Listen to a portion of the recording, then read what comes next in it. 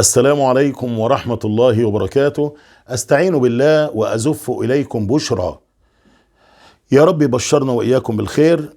الإنسان اللي نايم في المنام رأى شلال المية، دي رؤية مبشرة بالخير وبالفرج وبالسعادة وبتحقيق الأماني، وانت لك حظ كبير عند ربنا سبحانه وتعالى، هتحصل عليه وهتحصل على ما تريد كله، اللي بتفكر كله في ذهنك قريبا إن شاء الله. انت لك حظ جميل فعلا في الحياة، وسيسعدك ربك سبحانه وتعالى. شرطه ارفع ايديك الى الله طالما شفت شلال المية. طب انا مديون، بلاش كده، واحدة جوزها مطهقها، واحدة جوزها ظالمها، لو رأى المديون او المظلوم او المهموم او الحزين او المكروب شلال المياه، دي رسالة من عند ربنا لك ولها. بيقول لهم ايه؟ بشرى بزوال ما بكم من المرض ومن الدين ومن الهم ومن الكرب. طالما دول مشهم، يبقى اللي جاي لك افراح ان شاء الله. قول امين. خلوا بالكم، ربنا بيحب الدعاء، وقال ربكم ادعوني استجب لكم. طيب انت لقيت شلال مملوء بالمياه، شلال عظيم، حاجة غريبة ما شفتهاش حتى ولا في الافلام.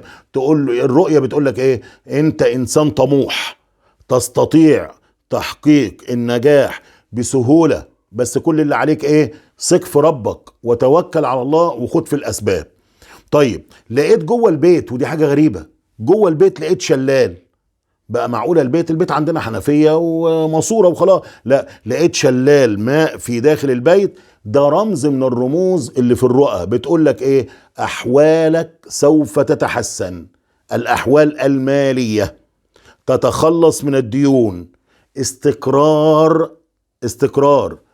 اسري، هدوء نفسي، ان مزاجك هيتعدل كأنك شربت القهوة اللي بتحبها والكلام ده. يعني معناها ايه؟ حياتك هتتغير. احمد الله بقى، ارفع ايدك، ما تقعدش تنفخ على طول. ها؟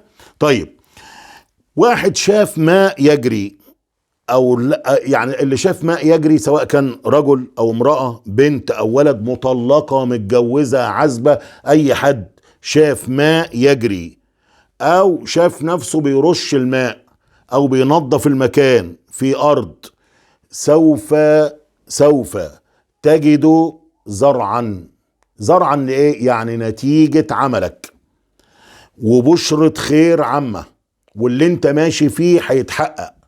امال امتى نخاف من المية؟ اذا نزلت الماء من السماء زي الشتاء، بس مش الشتاء العادي اللي هو السيول المدمرة اللي غرقتك وغطت عليك وبقيت تحاول تجري منها من انتش عارف، ديت اسمها فتن. اما الزخاخات والنقط اللي بتنزل من السماء ده رزق، والشلال والبحر والنهر رزق. وكلما كان الماء قدام عينك ماء صافي فابشر بخير.